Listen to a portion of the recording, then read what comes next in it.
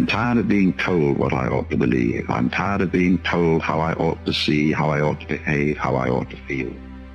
Let me find out for myself who I really am. When a person reaches a certain point in life when he says, now look here, I've had enough of all this. I'm simply tired of making life not in the least bit worth living by going through the horrors as to what might happen, of going through all this in the name of efficiency and membership in the community.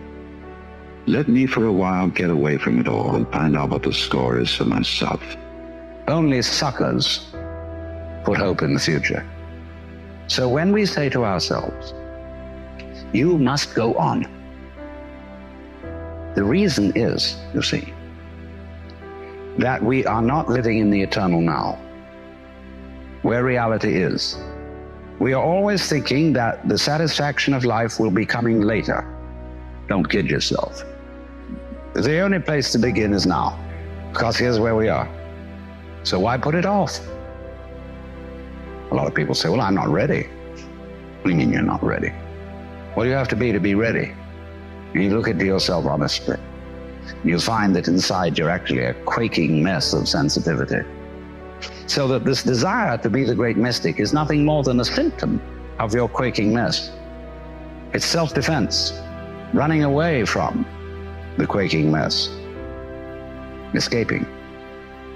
There's nothing you can actually do to transform your own nature into unattached selflessness, because you have a selfish reason for wanting to do it. Let's suppose there's nothing we can do to change ourselves.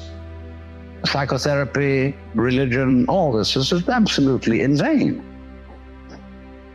There's nothing you can do about it. It's like trying, as I said, to bite your own teeth. What does it mean that you can't do anything about it? Singing loud and clear. The reason you can't do anything about it is that you don't exist.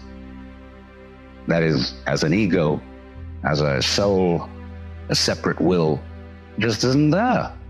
When I say you, as you conceive yourself to be, that is your ego, your image of yourself, isn't there.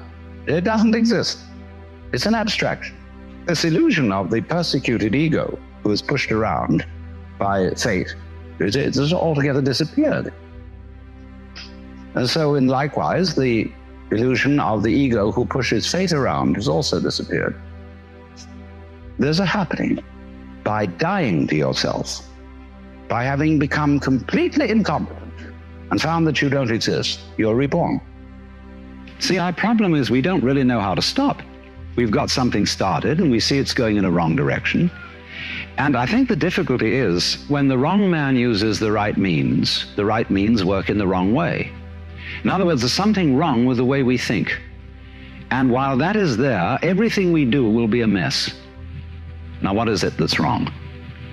Now, as far as I can see, the basic mistake is that we've invented this wonderful system of language and calculation, and that it is at once too simple to deal with the complexity of the world, and also we are liable to confuse that system of symbols with the world itself, just as we confuse, say, money with wealth.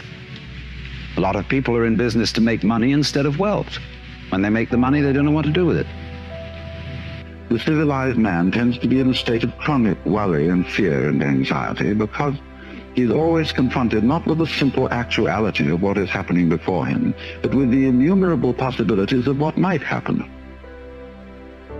And because of this, his emotional existence tends to be in a chronic state of anxiety and tension. He loses increasingly the ability to relate to the concrete world as it manifests itself to him. We are all amazingly involved in the process of being human and playing our game and taking our side. And therefore our victories and defeats, our sicknesses and our healths, are things we get mighty partisan about. And therefore we cannot see that human behavior is just like everything else. It never makes a mistake. Only its never making a mistake must include the feeling that mistakes can be made. All people are manifestations. There are not any mistakes in the world. When you look at patterns on the foam of the breaking waves on the seashore, and you look at the outlines of mountains, and the grain in wood, and the markings on marble, you notice that it never makes an aesthetic mistake. Never. Life happens, changes go on too rapidly for that. Because you see, in the world, everything is happening all together everywhere at once. And meanwhile, we, with our myopic little minds, are working it out step by step. Of course, we are greatly assisted by the rapidity of the computer. But even so, the computer is still looking at things in rows as the magnetic tape goes through and is scanned by the computer. It's still all going along in a single track. And I suppose then our difficulty is that we have lamentably one-track minds and an infinitely many-tracked universe.